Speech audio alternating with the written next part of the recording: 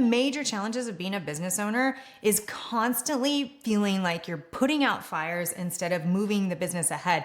It's like every morning you get into your office and you're like, yeah, I'm gonna work on my business. I'm gonna figure out how to move the needle in my business. And then you see all these messages from your team and all of these new problems. And it's like, oh man, I thought I had SOPs for everything. Oh, don't have an SOP for that. Don't know what we're supposed to do there. Let me figure it out. Let me tell my team what to do.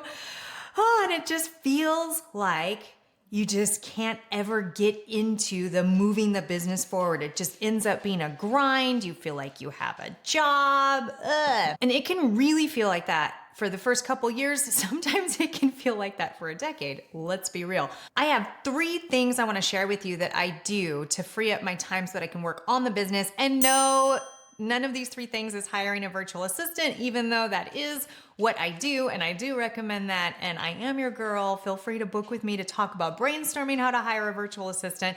But these 3 things are outside of that because I talk about hiring a virtual assistant a lot because it saved me and it saved my business. Back to the 3 things. Number 1 is really hard for those of you who are visionaries in the business. Like me, we always have business ideas and we always get excited about the next new thing that we're building. Number 1 is simplify your offer until you can afford to hire high-level people to find solutions and make decisions in your business. And the way that you simplify your offer is to figure out what you're the best at. So which one of the things you offer are you just the best at offering? And who are the customers that you are the best at serving? So important. And then finally, which of your services does the market need most? So you can make a list of each of these things and then see where the overlap is. Like, who are the customers that need us the most and what service are we providing them and what service does the market in general need the most from us? That's number 1. And then number 2, this is my favorite. Every time a new issue comes up that needs your specific attention, make a process for your team to follow the next time a similar issue comes up. If you don't do this, you're just always gonna be the one that everyone turns to for all of the things. So every time you're needed for something, ask, how can I make a process for this? And you'd be surprised how many things you can make a process for. Number 3, this is a really hard one, especially for you visionary entrepreneurs who get excited about things.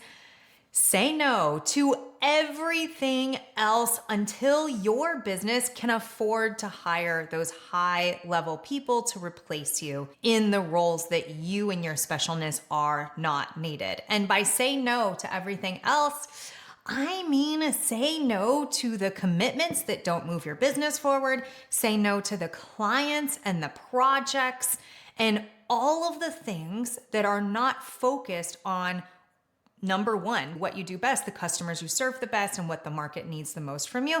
And then once you're in this position where you can afford to hire these high-level people and your business feels so amazing, then you can go and join the board on the nonprofit, right? Because you're gonna have all of this money and all of this time. And maybe you can do it all, but I don't know, I think that's kind of a lie. Especially when you're building your business and especially when your business can't run without you yet. If you're off serving the rest of the world and not serving your business, you're just gonna be stressed out of your mind, perhaps get sick, and you might even be sacrificing your family and your loved ones. And maybe some people are able to give their time in all of these different places and still build their business. Kudos to you if you can. But I think the reason I'm saying this is I want you to kind of breathe a sigh of relief, like, oh, I don't have to do everything. I don't have to be everything to everyone until I'm set and until my business is super financially stable and until I have the help to run my business so that I can serve my community even better. And personally, when I'm building my business, the way that I do my community service and my charity is with my team. I serve them and I see what they need and I give my time to them because each person on my team, they have lives that depend on them and they have communities that they serve. And if I can serve them, then they can serve their communities, and simultaneously it's helping my business and it's helping us become profitable enough for me to be able to go out in my larger community and serve. And once you get there and you're able to serve your larger community, it feels so good. So there are way more things than just these, but these are 3 things that I don't normally talk about. Usually I talk about hiring a virtual assistant and offloading your email and your scheduling and your calendar so that you can focus on the other things in the business. And that is amazing too. But I wanted to talk about these 3 things today because they are so, so important. Which one are you going to do? Which one are you already doing? I would love to hear from you in the comments. And I'm excited. Let's keep building our businesses together. Let's do this. Bye.